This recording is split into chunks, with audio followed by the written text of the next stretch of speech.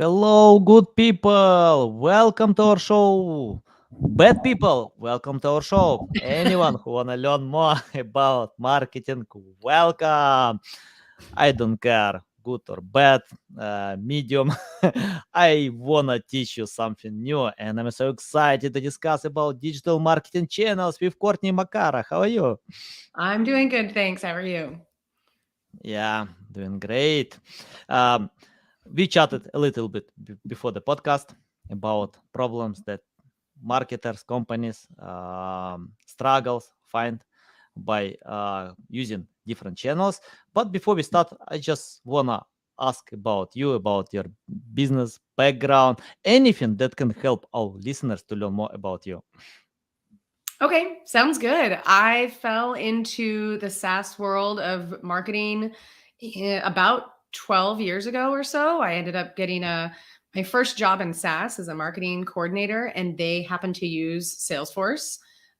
But it was very messy. Kind of the whole company used it, and no one really controlled it or owned it.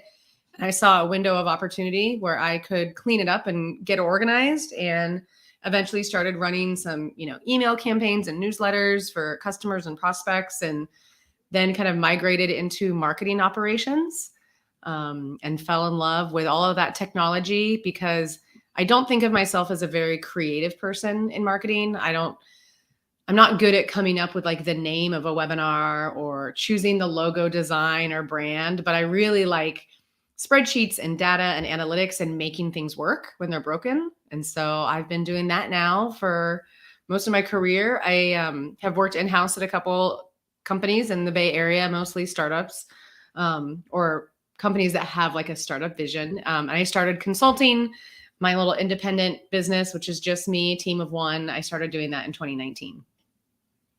Nice, nice. Okay, I want to start from the first question, to find the right channel because it's a big struggle. Most marketers tell you need to find where your audience is, but sometimes when you know where your audience, it's hard to implement your creativity. You mentioned that you are not creative, but I think you cooperate with people who are creative because, 12 years ago when I started my online journey, uh, yeah, I had one specialist who wrote content, submitted content, promoted content. Today I have a team of specialists because, yeah, jack of all trades, master of none. That worked. Mhm. That worked because competition was low. Many companies ignored digital today. All companies are on digital. Everyone. So Mhm. I wanna ask how you find the right channel that suitable to customers and yeah, cover sales funnel. I think it really depends on the size of the business and kind of their goals. Are they a really small, scrappy startup that might have only 50 employees and they're just trying to get their name out there? They really need to acquire names in their own database.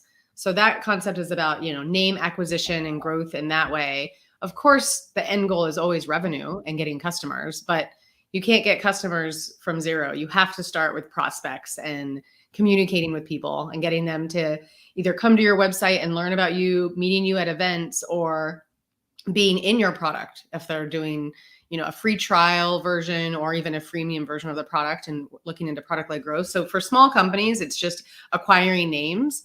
But then, of course, as companies get bigger and bigger, and I've worked with some really large enterprise companies, and their database is 3 to 30 million people. So they have the names, but then it's all about conversion and converting people from, either window shoppers or just prospects to maybe a low tier level customer to a higher paying customer. That's where the multi-channel, or I've heard the term omni-channel marketing, really comes in, where it's going to be all sorts of things. Even direct mail is even a channel that is, refreshed and revived and kind of re-exciting again for 2023. So I think it just depends on where you're working and what your goals are. Nice, nice. Courtney, I wanna ask about something that hard to ignore today, impossible tomorrow. But yeah, about AI, I knew you were going to say that. yeah, of course. And what I usually see when content creators overuse AI, they use generic way like to write prompts like how to play guitar, how to lose weight. I don't know, many prompts like this. But remember when Elon Musk tweeted about his question on ChatGPT, and he asked hard question in bad language, Elon Musk can, and Yeah. that's interesting about this question that I read a few times to understand Elon Musk point, and he got this unique answer. Can you tell your way how to use AI today in smart way? I mean, like to get in the process of creating high quality content. That is a very good question. I mean, it is June 2023, so I feel like we are still so early in the phases of AI and ChatGPT. It's probably been, at least in my world, I've been aware of it about 3 months now, which is still pretty new. So, in full transparency, I have not dove into it. I have not really experienced it. I have seen some people do it really well. Because if you think about ChatGPT and these tools are really super enhanced search engines. I think the proper term for it is like a learning language model, an LLM. I've kind of started to learn about how it works, and it can go out and find all sorts of research and things that are already online and kind of consolidate them for you. So if you're looking for, maybe a marketing plan for a small, 100-person startup, you can ask for it to prompt that for you. Like, what should I do for the next 12 months for a marketing plan, or to kind of give you a guidance or a framework or a template that then you can customize. I hesitate to see people asking AI and these tools to have them write me an email cadence that I'm going to send out to people. I don't think we're quite there yet, because you still want to be customized. I mean, customers want to feel special and unique. And I think we're going to be able to read through a lot of those things that are auto written. But I think the benefit, again, like I mentioned before, is kind of resource gathering and seeing what has already been written out there. What's a formula that has worked for other people that I could kind of bring in as like a skeleton framework and then customize for myself. Mm-hmm. Yeah, it takes time to fit AI with the right data. For example, I use AI to write press releases, and we got mentioned on CNN. Neat. Because it's not only me, my team, because I Yeah. have the process. I have people who can write press release, who can edit, who can pitch them, and my PR specialist told me for 16 years it's first time CNN reply, and even more we got this mention. It's not linked mention, not bad. CNN is greedy with linking, but that's good. Okay, to have this mention on CNN. And Yeah, I did see someone yeah. using Chat GPT, or I know there are other tools that do similar thing from other companies. That's just the one that the word I'm always using, to help write job descriptions and like roles and responsibilities within a marketing department, especially if you do have a large team. You might have 5 or 6 people that all have a similar title of like marketing operations. But there's different parts of that. There's campaign operations or platform operations or ad tech support and operations. And they were trying to figure out, how do we either hire new people for this? What does that job description look like? And that is out there, but it can be really hard to just do like keyword searching in a typical search engine. And you can use these tools to actually kind of craft job descriptions for you. And I thought that was a really interesting tool for it. Yeah, nice. One struggle that I have with my clients, with my audience, I often get requests. I don't know what to do. So for example, when someone can't get results for a long time, a few years, and when I analyze their strategies, in most cases, so generic. They analyze competitors, see how they get traffic, and try to replicate to create Yeah. something similar.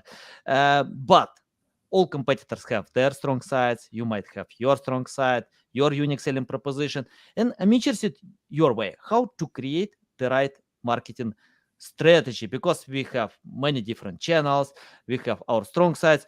Because once I spoke with a master who lost 400,000 traffic because Google dropped his ranking positions but he didn't lose any sales. So he got this Wow. traffic that didn't convert. So any tips about creating the right strategy? Oh boy. I think my heart is always actually leaned towards customer marketing.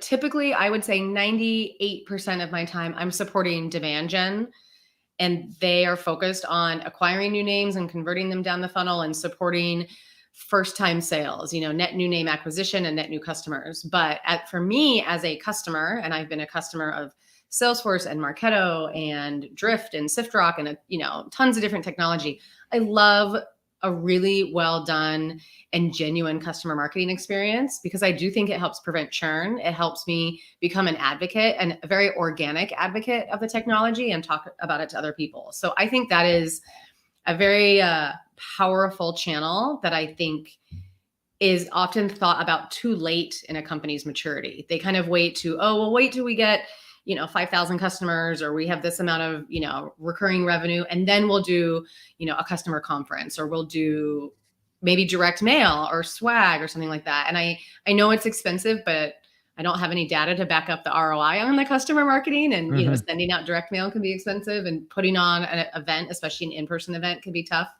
But to me, that is my favorite channel on a personal note. Interesting. Yeah. And, once I watched interview with Arnold Schwarzenegger, and he told on his interview about his success. He told that he always has clear vision. He always has clear metrics, what he wants to achieve in politics, in sport, in movies, everywhere. So he knows exactly what kind of results he wants to get. Even 99% of people won't believe it's possible. Yeah, he proved that anything is possible. And what I see when marketers set up vanity metrics like volume, likes, comments, but Yeah. it doesn't help to sell. Can you tell about KPI and ROI, how to create metrics that will provide results in the end? It's a slippery slope, because again, results in the end is revenue and profit. Yeah. And especially when companies become publicly traded and they are part of the stock market, and there's quarterly reviews on, all the different metrics, and that can really shift your focus and your vision on what success looks like. So I would love to take the Arnold method about looking at success. And if you ever talk to any sort of entrepreneur or founder who's starting a business, I think most of them would say they want happy return customers. So, preventing churn, and, you can't prevent all of churn. There are going to be some things that are out of your control, but I think that's a really good, empathetic thing to start out for, but it can get lost along the way as you start chasing, revenue numbers and profit margins and targets and things like that. And I analyzed your LinkedIn profile, your business, your consultancy, and I'm interested about other pain points that my customers have about using a few marketing channels, because we chatted a little bit before the podcast that marketers try to use channels and they don't know how it works. For example, if someone is good with SEO, they are going to Facebook and just to submit this content without engaging with audience, without getting results, and do it for a long time for the sake of having it because competitors do. So can you tell how to repurpose content for the sake of getting results, not just for the sake of having it? Yeah. I think that the concept of repurposing content is way more complex than anyone really realizes. You can't just take, a guide, like an e-guide or ebook or PDF, and then say, okay, we're going to have a webinar about this e-guide. It's the format of delivering things is different. I think you have to have more of an overarching theme or campaign or initiative that you're trying to talk about. If you're trying to sell software that is automatic payroll services or something like that, HR tech. It's who is your buyer and what is it that they are trying to do in their careers and in their daily lives? And that can be the overarching theme. I did have a small job of doing demand gen. This was a long time ago. And I had to come up with an initiative, and I came up with a title of how many hats do you wear in a day? Because I knew the people that we were trying to sell to, that were the decision makers, were doing a million things, and we wanted them to buy our software and be our customers. But I think it was hard to get their attention because it was like 10% of their job was to book corporate travel. And we were a corporate travel agency. And so I was trying to get their attention to be like, we know you're busy and we know that you have to go book corporate travel every once in a while, and it's the last thing you want to do. And you probably don't want to go through the whole process of vendor decisions and evaluating the price, but we know you're wearing 1,000 hats a day and we can help streamline this for you. So we really didn't go into them talking about like corporate travel discounts and, you know, tracking where your employees are all the time. We went to talk to them about their personal pain points about their job. So that's kind of where I think would be an added value. Mm-hmm. And no, what I see, not only me, I saw on tweets when marketers complain that clients implement only a teeny percent of their recommendations. Someone even shared the number like 40%, you know, so you can provide a lot of valuable insights. And if marketers charge, I don't know, like $10,000 for their services, so 6,000 can be wasted because companies have no time, resources, I don't know, energy, you know, to implement all these tips. So can you tell your way how you can educate and train your customers, clients, that it's important, let's do it and go ahead? So any tips about that? Yeah, I mean, I think I shy away from actually forcing that kind of education or knowledge or opinions down their throats, and really try and build a collaborative environment. I find a lot of the struggles that come with larger teams or enterprise businesses is there's so many cooks in the kitchen. It's just the nature of the beast. When you have a company with 9,000 employees, there's going to be, you know, 1,000 or 2,000 of them in marketing. And there's so many different types of marketing. You know, there's demand gen and product marketing, and everyone kind of has their own goals and initiatives and visions of how it should be done. And trying to get everybody to really simplify things, get everybody on the same page over what is the end goal. And then deciding, you know, the channels that are the right goals. And I also find, I'll kind of go on my own little tangent here, that there's a little bit of a lack of knowledge when your teams get that big. People's roles become a lot more specialized. Like you become a very specific product marketer or product marketing manager or demand gen specialist or even just an event specialist. And you tend to get really, really specialized in your skills in that field. And just a little bit of education on what somebody else does and how they implement things can go a long way. I mean, even just teaching people about like cookie tracking or UTM tagging on URLs across websites can really be a very simple education. But maybe there's a product marketer that's never had to deal with that. They've never done paid advertising, so they never need to learn about UTMs. But instead of arguing with another team or feeling like they don't get you or they're not supporting your initiative, but going a little bit further and kind of explaining why you want to do things, I think could get everybody on the same page. And how to transfer this data to big companies? Because you mentioned many times that you can cooperate with big companies, and we have a lot of decision makers, C-level experts, and and all of them have different mindset, culture, I don't know, many things. So can you tell your way how to find the right way to transfer data, recommendations, and to be implemented in the end? I think the data has to be unique for the user, for the person that you're delivering it to. The reports and dashboards and analytics that you're going to give to your VP of marketing are very different than what you're going to give to the VP of sales or the CMO or the CEO. So I think, you know, creating one dashboard and sending out a link and saying, okay, here's our dashboard. Here's what marketing did for the last 30 days or 60 days. It'll show, you know, either emails sent or trade shows we attended. That could either be too much information for some people or too little for someone else. So I think it is time consuming and it can be maybe a little tedious for people, but it has to be specific and unique reports for different levels of the business.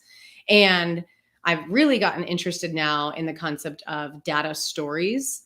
I have a couple of friends that are kind of building software to help present data in more of a story format, because looking at pie charts and bar graphs, is only really interesting, I feel like, to the people that build them because they know the data that's gone behind them. But how do we turn this data that we're presenting into a story of, yes, we sent out, 1,000 emails in the last month and we've had these many interactions or these many people showed up to webinars, but what is the story behind why people engaged in our content? And how are we going to take this historical information and then use it to inform our future behavior and action? And that's a story. That's not a snapshot or a dashboard.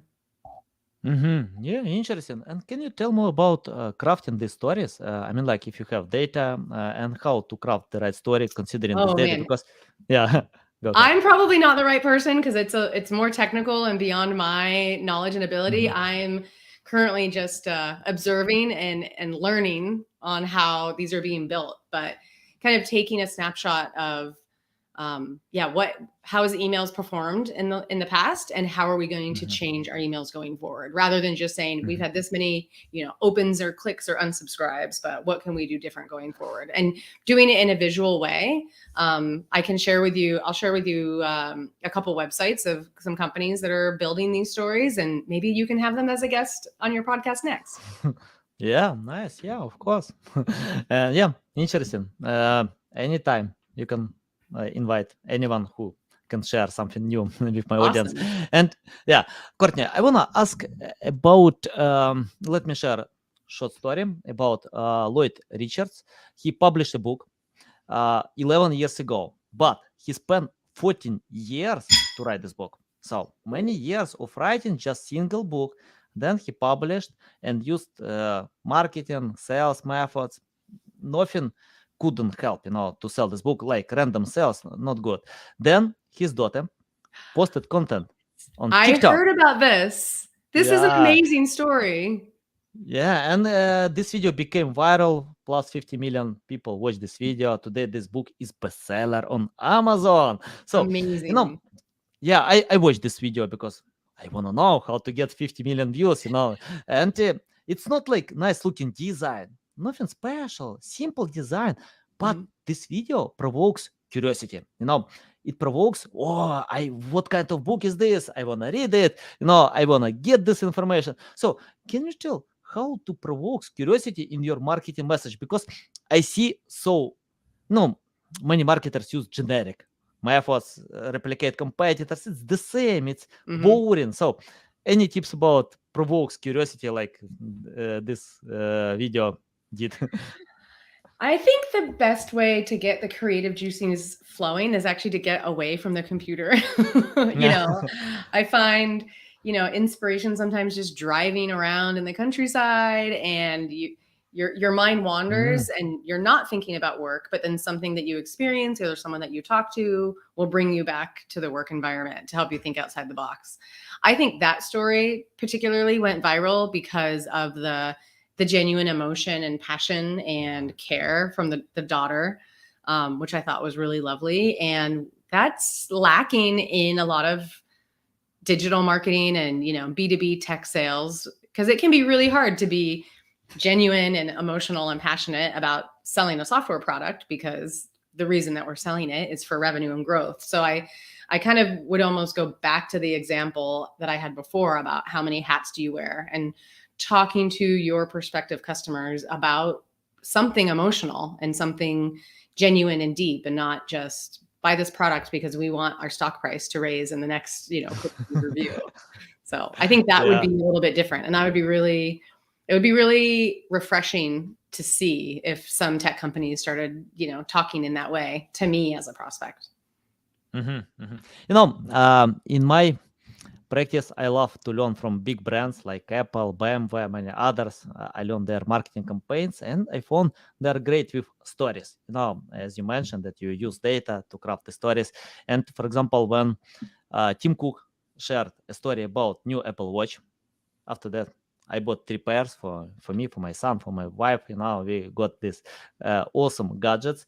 And, it's not because Tim Cook shared features that I can swim with this Apple Watch, dive 40 meters, many different things. He shared 3 stories how this Apple Watch can decide my problems, simplify Mhm. my life, improve the quality of life, many things. And I got the feeling of owning this Apple Watch. I want to have it. I want to have this gadget that can simplify my life to make it better. Can you tell how to craft stories? I mean, like, it's not like to share a lot of features that Apple shares them, but it's not in the main page. You need to scroll down to find, because their audience are not interested to get these features. They wanna get this story. So, any tips about crafting such stories? I think I am so much more of a technical person that is just not Mhm. my wheelhouse. I'm Okay. not the design writer of the stories and to come up with that. I'm definitely the receiver of it. And I remember when the iPhone the camera really was improved, and there was billboards all over San Francisco of these beautiful images that were ginormous, and on the bottom it would just say this was taken by an iPhone. And I have Mhm. always had an Android phone for years and years. And I remember seeing those and being like, wow, those are really beautiful. And it doesn't talk about the features of the iPhone. And half of the photos are international travel. Someone's in Istanbul or someone's in Korea. But it made me actually think, wow, those iPhones are pretty special. So Yeah. definitely need to get a more creative person that can get inspired to help figure out how to pull that out of people. Yeah, nice, nice. Okay, Courtney, let's talk about mistakes. I made a lot of mistakes, some of them terrible mistakes, some of them not terrible, like terrible, but still terrible. But I don't know another way how to learn. It's Very true. part of the process. For example, when I started PR, I wrote a lot of press releases, I pitched them, got nothing from that, no links, no mentions, anything. But I learned how it works. Then I decided to hire experts who can help me with that, because I know the process. I know I need to write creative, interesting press release. I need to pitch to the right people. And when you have the process, it works. That's why we got this CNN link, Forbes, many others.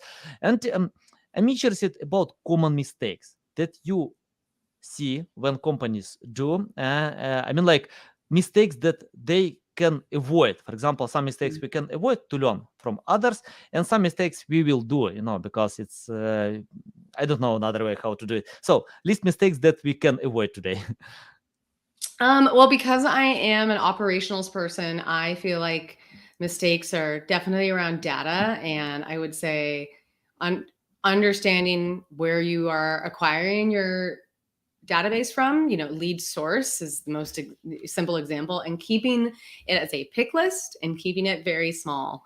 That's probably my biggest complaint of working either in any sort of marketing automation tool or in a CRM, is that a free form text field for things that should Mhm. be a pick list will just really help your data cleanliness and help you be able to build those stories easier down the road and understand, what actions you want to repeat, because then you can do a pivot table and you can really start to analyze the data in a matrix report. So pick lists definitely would be a number one. And I think a lot of date stamping too. There's a lot of times where you want to go back afterwards and figure out, well, when did this prospect do this behavior or attend this? And we don't have historical tracking on some of the fields that have been changed. So I think capturing dates on things, even if you don't know if you'll need it in the future, it's better to collect it now. And let's see, what other mistakes? I think another mistake is just throwing money at a problem. I think we've talked about, various channels and kind of doing what you think your competitors have done, or maybe panicking and saying, well, we have this budget, and if we don't use it, we're going to lose it, by the end of the year. Let's just buy a list, those dreaded 3 words that no one in operations ever want to hear. Oh, we just bought a list because we had to spend the money.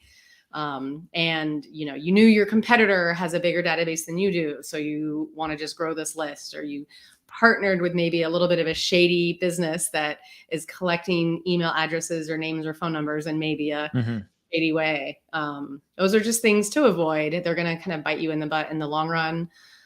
It might seem relatively innocent to get a list and send out a couple emails, but it's going to end up, it could hurt your sender reputation. You could get blocklisted, and the pain downstream isn't really worth it. And I think those things tend to happen also when individuals feel like they have an individual goal or metric that they're trying to achieve for maybe their own quarterly performance or annual performance, and not thinking about everybody in the organization and everybody's goals and what they need to achieve at the time. Because they might buy a list and be able to check that off one of their OKRs of, acquired 50,000 records in a quarter, but somebody else, their OKRs are going to get completely messed up because of the ramifications of what the person A has done. I want to share one more story. You mentioned that after data we can convert to good stories, and I remember story from. I like the bad stories. Bad stories are more entertaining. Okay. The story about Jeff Bezos. Once he got a research team, and this team asked him to give more time to collect more data, to learn more about customers. He denied. He told them, we have enough data, and this product was Alexa. Today most homes in the US have this product. So Jeff got enough data. You mentioned many times about collecting data. We need to have data to create this marketing message.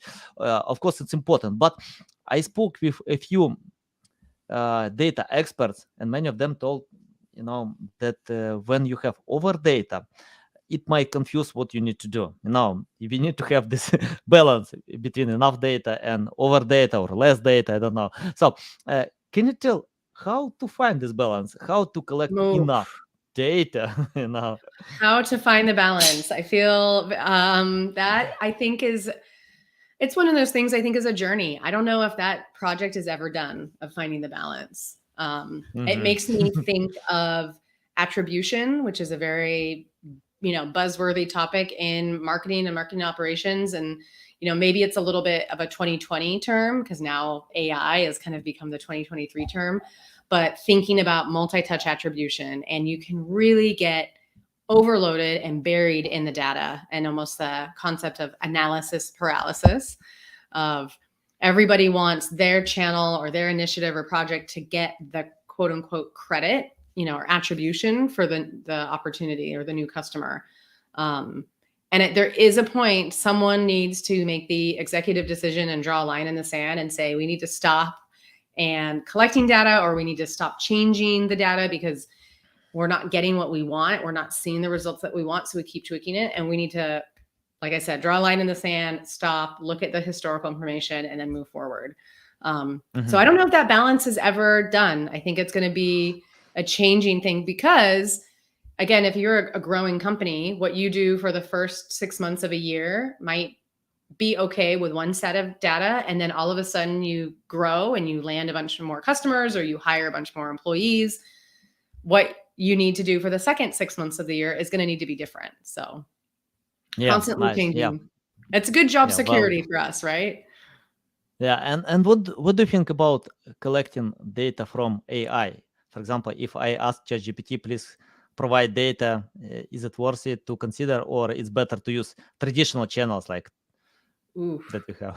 I think I might be a little bit of a late adapter on that. I'm not educated enough on these AI tools to know where the data is coming from, and is it sourced, and is it verifiable, and those types of things. So I would tread cautiously. I would be cautiously optimistic with AI data. Yeah, I think AI is good with combining, uniting this data. I mean, that way, for example, we use AI to calculate data for trading, investing websites, but we don't collect data. We just calculate, use different formulas. Yeah, about that. Courtney, I want to ask about something that many students are asking me on social media, and even more, I found that I usually get great results with customers who understand SEO. If they don't, I tell them, take my course, learn from great experts, Lily Ray, Rand Fishkin. Rand Fishkin spoke 2 times on my podcast. He didn't film videos on my course, but Jeff Coyle, Mike Phillips, many great experts, great knowledge from them. And it costs like $20. Just learn, go to YouTube, go to Google, it doesn't matter. Just get the basic, what marketing means, how to get results. Then you can cooperate with anyone, with any consultant. But if you don't, I think, it's hard to get results. It's the same like to find the best coach who can teach, I don't know, like how to train muscles, how to learn French, I don't know, any different things. You need to understand how it works. So can you tell what will you do today if you started from scratch? You have no experience, you didn't collect any single piece of data. It's your first day, so how you can learn about marketing process today without zero, I mean, like with zero knowledge? Yeah, that's a really good question. It is interesting because I don't think there is a very clear starting point. You could start a bunch of different ways, but once you do get started, once you kind of take that first leap into the education, there are so many resources and options out there. I mean, you mentioned YouTube, which is such a fantastic tool. There's so much knowledge out there, that some can be free and some can be paid for. You get a little bit higher quality, if you pay a little bit for a structured education. But I mean, I've even used YouTube to learn how to unclog a pipe under the sink or, change something in the garage. So there's so much education out there. One other avenue that I recommend would be, there's a lot of communities. There's these online digital communities. Most of them are leveraging Slack.